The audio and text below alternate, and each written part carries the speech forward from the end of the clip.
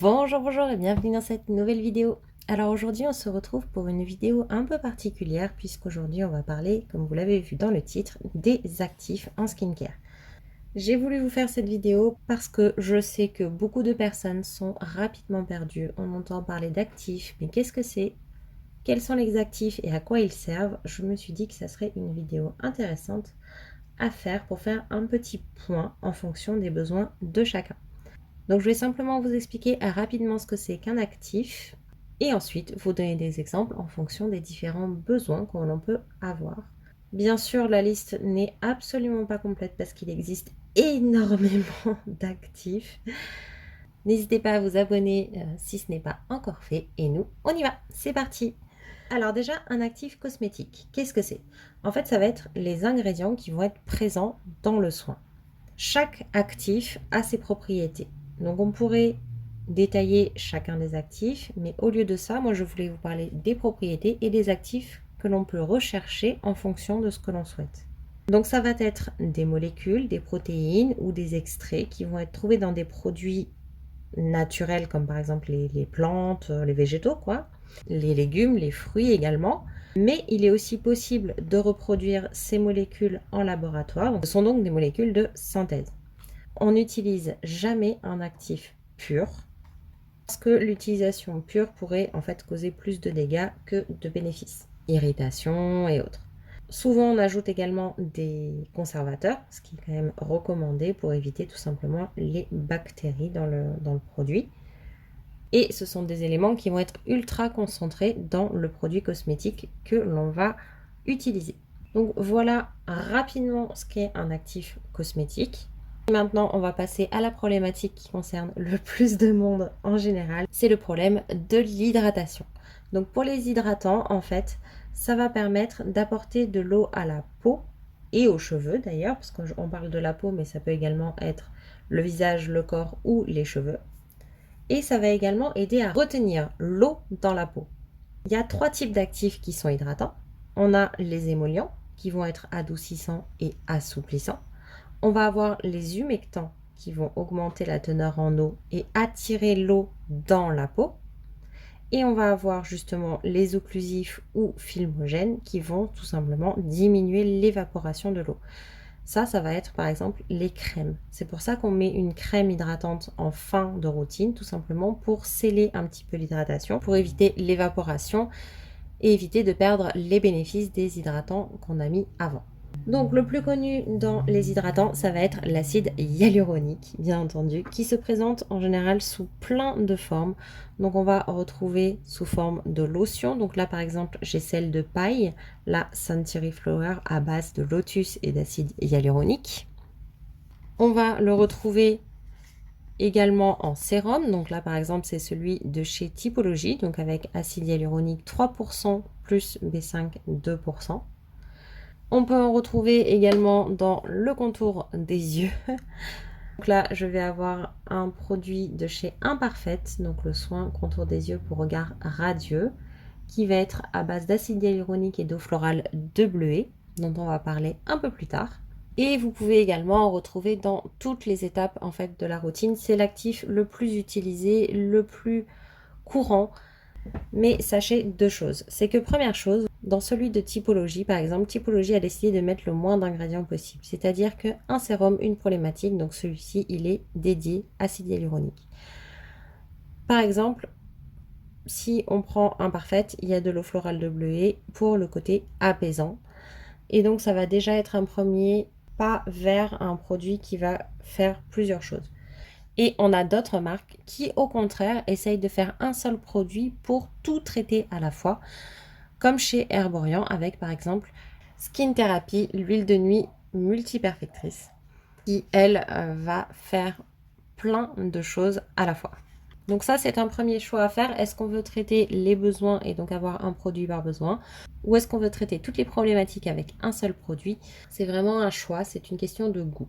La deuxième chose, c'est qu'il va y avoir des concentrations différentes. Chez Paille, la lotion, elle va être beaucoup moins concentrée et donc beaucoup moins efficace que le sérum, qui va être à 3%.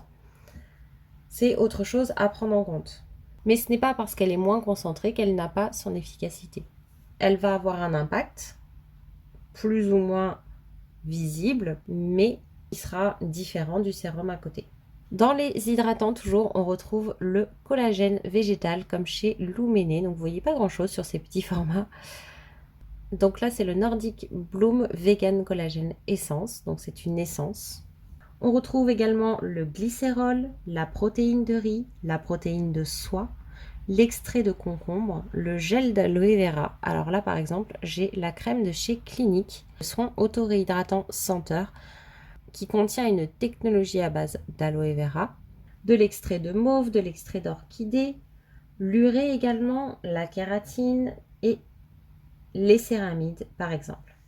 Ensuite, une deuxième problématique qui peut être intéressante de régler pour ceux qui sont dans mon cas, ce sont les actifs qui aident à réguler l'excès de sébum. Donc la surprotection de sébum, c'est tout simplement une peau qui a du mal à garder une hydratation optimale. C'est pour ça qu'on dit que les peaux grasses, ceux qui ont justement une surproduction de sébum, ont besoin d'une forte hydratation. Puisque la peau, en fait, si vous ne l'hydratez pas assez alors que vous avez déjà un problème de surproduction de sébum, qu'est-ce qu'elle va faire? Elle va dire, je n'ai pas assez d'hydratation, je vais produire du sébum pour pouvoir régler ce souci-là. Et moins vous l'hydratez, plus elle va en produire et plus vous allez, avec certains produits, la dessécher au lieu de l'hydrater. Donc surtout si vous avez la peau grasse, il faut bien hydrater ce type de peau, vraiment très très bien, et vous allez voir que ça va potentiellement régler une partie des problèmes d'excès de sébum. Donc ça, ce sont plutôt les actifs qui sont idéaux pour les peaux grasses et les pores dilatés. Donc on va y retrouver, alors j'en ai pas sous la main, j'ai cherché mais je n'en ai pas trouvé. On va avoir par exemple l'acide férulique, l'allantoïde, le zinc qui est assez courant dans les produits régulateurs de sébum, la sauge ou les niacinamides aussi. La niacinamide d'ailleurs va avoir un effet qui va être aussi anti-inflammatoire et protégé. Une autre problématique qu'on retrouve souvent, ce sont les rides et ridules, ce qu'on appelle l'anti-âge. Je n'aime pas forcément les termes anti-âge, anti-rides, etc. parce qu'en fait, on ne va pas enlever l'existant. On va simplement jouer sur de la prévention. Sachez que l'anti-âge a vraiment des actions de prévention. C'est pour ça qu'on dit qu'il faut les commencer avant d'avoir des rides plutôt que d'essayer d'estomper les rides existantes. On peut estomper les rides et les ridules de déshydratation, mais vraiment les rides liées à l'âge, eh bien, on peut essayer de jouer dessus, mais ce n'est pas réellement ce qu'on va faire en fait. On va jouer sur la fermeté de la peau, on va jouer sur différents facteurs qui vont aider, mais ça ne va pas être vraiment le but. Donc ils ont également souvent une action antioxydante, ces actifs, qui vont permettre tout simplement, comme je vous le disais, d'anticiper, qui vont également stimuler la production de collagène et améliorer l'élasticité de la peau.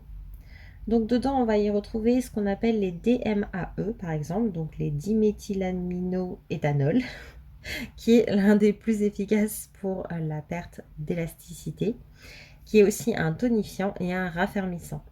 On va y retrouver également par exemple de la vitamine C.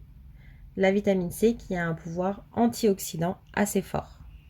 Donc là par exemple c'est celui de chez Luméné, Nordic C, le Triple Glow Radiance Elixir. Donc il n'est pas vendu comme anti-âge, mais je vous le présente parce qu'il correspond à l'actif. On retrouve également de l'acide hyaluronique. Donc l'acide hyaluronique, on l'a vu tout à l'heure pour le côté hydratant, mais il va également repulper la peau. Ce n'est pas un anti-âge en soi, c'est simplement le côté repulpant qui va aider à combler les rides et les ridules. Donc là, on retrouve par exemple celui-ci, le Yalu B5 Sérum Yeux concentré anti-rides, réparateur repulpant. On va avoir aussi l'acide férulique. Donc lui qui va lutter contre l'oxydation et renforcer la barrière cutanée. On va avoir également l'acide glycolique qui va augmenter le renouvellement cellulaire, le bakuchiol, le rétinol et les autres extraits de vitamine A. On a ensuite l'acide salicylique, la caféine. Donc la caféine qui a aussi un effet anti-poche. Donc celui-ci par exemple, sérum Cerné-Poche à la caféine et niacinamide de chez Typologie. On va avoir aussi le Q10 qu'on retrouve souvent dans les produits contour des yeux, j'ai l'impression. La caféine, ça s'appelle aussi l'acide tranexamique, aussi d'ailleurs. On a également la vitamine E qui va hydrater, protéger et retarder l'apparition des rides. Et enfin, les peptides qui vont avoir un effet tenseur et qui vont augmenter la production de collagène.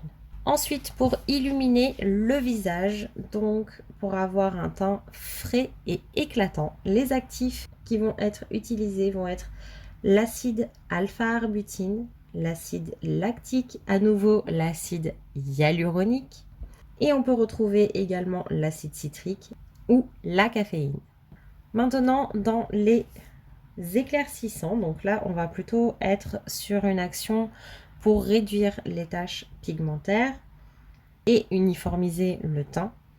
On va retrouver de l'acide kojique, par exemple, qui va être issu de champignons, l'arbutine qui va être issu des feuilles et écorces, l'acide azélaïque, donc par exemple celui-ci, acide azélaïque 10% plus extrait de bambou de chez Typologie, qui est là un sérum matifiant qui va aussi permettre de réguler l'excès de sébum. On y retrouve aussi l'argaritine qui est issue de champignons et qui est dépigmentant. Et on va retrouver aussi l'acide ascorbique ou la vitamine C à nouveau.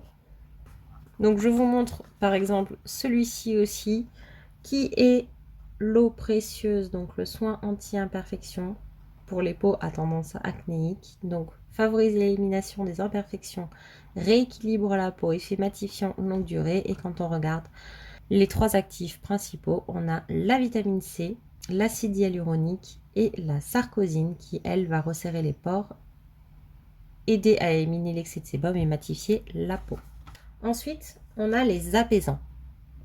Quand votre peau a des rougeurs, des irritations, des inflammations, on va essayer d'utiliser ces actifs-là.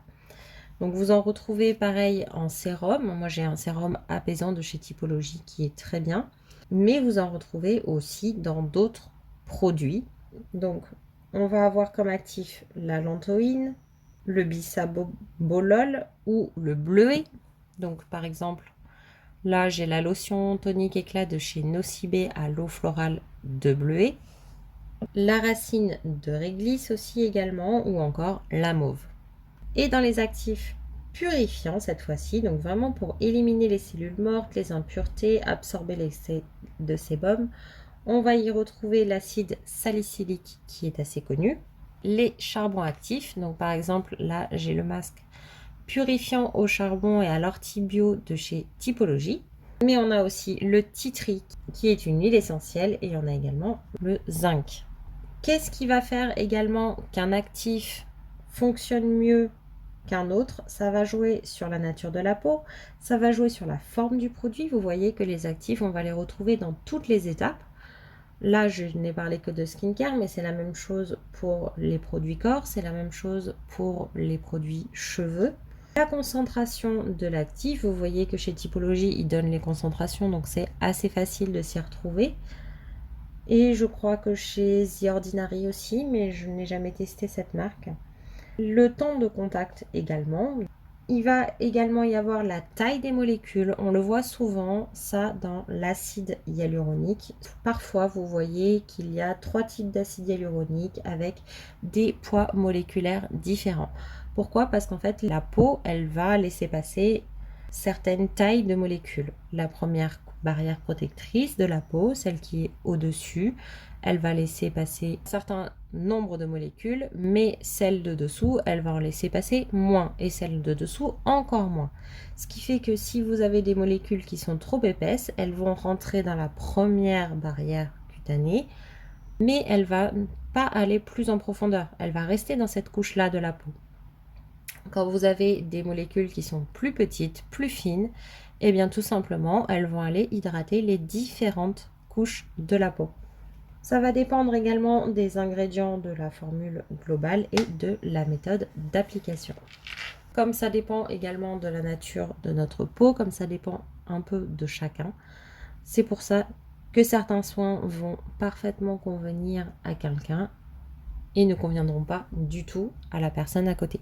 C'est aussi pour ça que je fais ça aujourd'hui, c'est pour ça que je vous présente les produits, c'est pour ça que j'ai envie de vous faire des retours sur tous ces produits-là, simplement pour pouvoir vous donner ce qui fonctionne pour moi, ce qui m'a plu, ce qui ne m'a pas plu, parce que si vous avez le même type de peau que moi, vous avez déjà plus de chances d'avoir les mêmes produits qui fonctionnent que moi.